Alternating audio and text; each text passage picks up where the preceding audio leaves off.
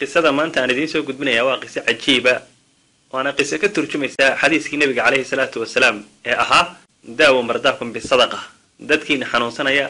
صدقة كدوية قصة أنا دين سو قد بني يا دوام بيك دعضي كونفورت وطن كاسي بقرطوية السعودية عربية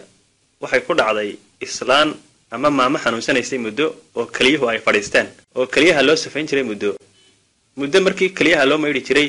carruurtii islaantu ay dhashay iyo familigeediba waxay go'aan ku gaadheen in islaantan kaliyiba loo raadiyo oo kali lagu xidho kadib inana islaantu dhashay baa wuxuu soo helay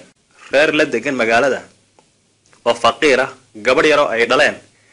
inay kali u saarto maamadan oo ay kali ka iibiso gabadhii markii la soo helay gurigii islaantu ay joogtay baa loo keenay berri oo kale markii loogu tala galay in amaliyada labadooduba ay galaan oo kalida loo kala bedelo ayay inantii yareed habeenkii oo hin kala jari weyday islaantii waxay weydiisay inanta yar waxay loo ooyeyso inantii yareedna waxay ugu jawaabtay waxaan la ooyayaa faqriga haya reerkayaga iyo baahida reerkayaga haysa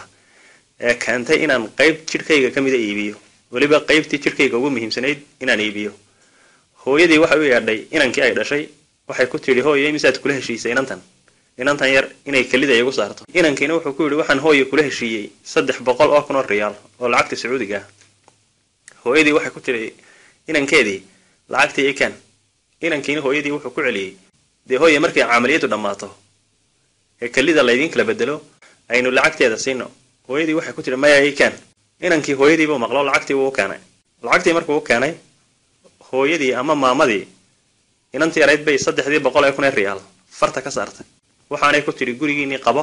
kalina ii saari maysid lacagtana qaado inantii yareed habeenkii waxay looyeysay murugo subaxdiina iyadoo farxad la ilmeynaysa ayay gurigoodii qabatay islaantii waxay dhakhtarkii ku wargelisay inuu maanta qaliinkii baaqday laakiin ay u baahan tahay in sidii horeba kaliyaha loogu sifeyn jiray loogu sifeeyo dhakhtarkii wuu yimid isla subaxdiiba islaantii sidoo kaliyaheeda u eego laakiin wuxuu arkay arrin mucjiso ah wuxuu la kulmay markuu eegay islaantii oo labadeedii kaliyoodba ay shaqeynayaan sidii bay islaantii ku caafimaaday labadeedii kaliyoodna ku shaqeeyeen subhanallah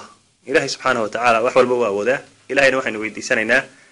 dadkeena caafimaad qaba inuu ilaahay u siyaadiyo kuwa xanuunsanayana inuu ilaahay subhanahu wa ta'ala ka dulqaado wajazaakumullahu khayran wasalaamu alaykum wa rahmatullahi ta'ala wa barakatuh